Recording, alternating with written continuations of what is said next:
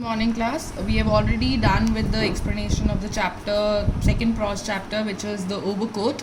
I am giving a brief recapitulation of what we have done, and through certain images, through a PPT, we are going to revise what we've already done in the chapter, what you have already understood in the chapter.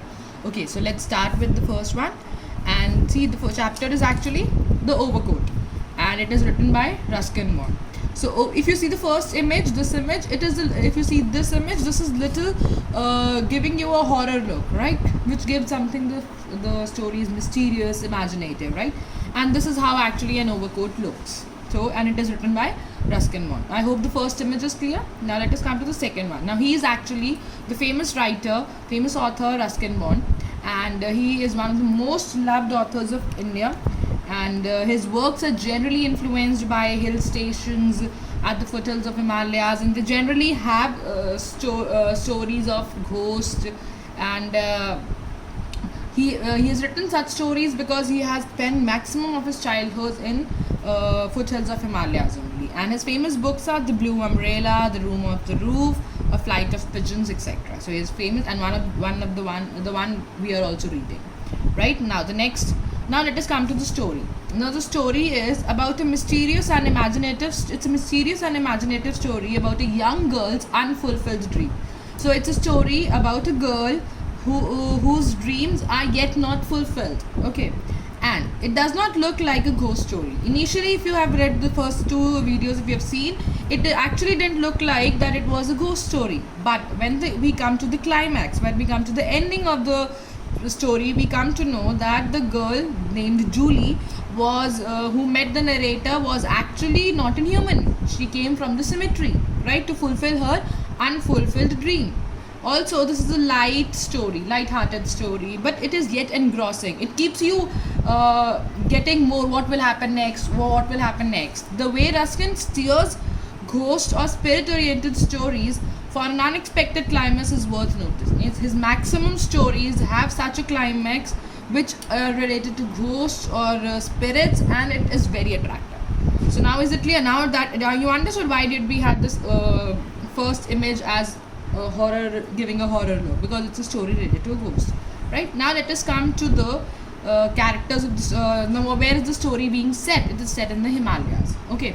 Now, generally it is set in Himalayas. Now let us come to the character. The first character is Julie, who's basically a girl, whose dream is unfulfilled, and she is the only ghost in the story. Now, she goes to the party, she easily gets mingled up in the party. She wears an old-fashioned flamoxy squint dress. You can see she's wearing an old-fashioned flamoxy squint dress. I'll explain this again in the PPT. Continue with it. She scarcely eats. She enjoys talking, listening, music, dancing. She enjoys it to the lot. Now, she's filled with gratitude for the narrator. She feels with a feeling of thankfulness for the narrator because he helped him to save her from the cold weather. Now this is the first character clear. Now let us come to the second character, which is the narrator. Okay, the narrator, if you remember, we read in the beginning while he was going to the party, he was wearing the overcoat. This is the overcoat and a football scarf he's wearing, and many layers. Can you see it in the picture also? Okay, now he's a young man who is new to the hilly place. So he's new to the hilly place that he has come to stay, and he's a very friendly, chivalrous and warm-hearted man. How can we say that? Because his gesture of giving his overcoat to Julie because of the cold weather, to protect her from the cold weather, this gesture shows that he's very warm-hearted and friendly. He befriended Julie very easily, right? I hope both the characters are clear to you. Now let us move to the next part, which is now. They both start. Actually, the narrator had to go to attend a party at the Kaparia's residence, and he was not willing to initially because of the frosty weather. He thought he was getting a little lazy, and he thought it's better I should stay at home in my bed with a book and with the hot water bottle so that he could stay warm. But he then felt, no, it is going to be a mean behavior if he stays there. So he decides, he gets ready, and he starts walking to the Kaparia's residence, and he has crossed half a mile and in that, this is the place while he's going to the residence of Caparias, he met Julie. Okay, so he in the middle of the road, in middle of the road when the moon was shining brightly, he met Julie. Okay, he met a girl basically, which we know because we've read the chapter that the girl is Julie. Okay, now they both had a conversation, but then both accompanied each other to the party. They both were going to attend the party of Caparia, and they both accompanied each other. Now, this is the narrator and Julie, and they both accompanied each other. Now, one more thing. This is the Flamoxy's quaint dress. Flamoxy's old confusing kind of and dress, and squint is this is a small metallic thing that is being used for decorating dresses or clothes. So this is what was used in her dress. So this is squint, which is used in the decoration or in ornaments. Is it clear? Now let us come to the next one. They both have decided to go to the party. They both are on the way to the Caparia's residence. I hope till here it's clear. Okay, next. Now, it was a Christmas party that was being organized by the Caparias. So the hosts were the Caparias. Okay, so when both of them reached the house was beautifully decorated because it was Christmas. Then there were people, they were enjoying the party. So now Julie went, she also enjoyed the party. She was mingling up with the people from one group to another group. She was listening music, she was dancing, she was completely enjoying the party. Okay, and everybody thought that she's a friend of narrator. So he also stayed quiet and didn't tell that no, she has met him. He has met him on the way. So he only saw that she didn't eat much. Rather, she was enjoying the party. That, as we can see it in the picture also. Is it clear? Okay. Now let us come to the next one. Now when they were going back home at midnight, the narrator said to the Caparias, to the host, that thank you for such a party, and now it's time to go back home. So Julie also said that okay, I'll accompany you, and they both went to the same place. They reached the place where they had met, and then Julie was about to leave, and the narrator asked him, where do you live? So she told, I live that. She pointed and said, I live in Walsburn.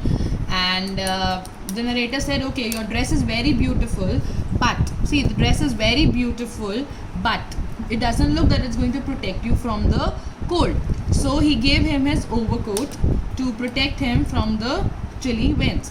Then she said okay, and then she said that I can go from here because there's a shortcut that I know, and I am very much aware of that shortcut, and don't worry, there's moonlight also, I'll go. And then she scrambled up the Himalayas, okay, and the mountain basically. Scramble up means using your hands and feet to climb the mountain. This is scrambling. Then she scrambled and she went away, and the author went back to his home. Now is that clear? Now next day, the entire night was over. Next day, the narrator told him that I'll take my overcoat from you the next day. Okay, then the next day arrived, and the narrator went to take his overcoat from Julie to her residence. Now when he reached his residence, what happened? Now he reached Walsburn. He found a house in a shattered condition. You can see that the house is very badly is in a very bad condition. It is a roofless house. It's completely ruined. Only remains are left. So he got confused, and he felt that Julie has made a fool of him, and she has befooled him. He could not believe, or maybe the narrator thought that he has found a wrong house. So he started looking around in the nearby places, and he went to a house which is actually a mission house. And mission house is basically an organization which helps the poor and vulnerable people in the Christian community. Okay, so Mrs. Taylor opened the door and she met this narrator, and the narrator asked him, do you know a girl named Julie who stays over here at Walsburn? So the Mrs. Taylor said, no, I don't think there's a girl named Julie staying over here.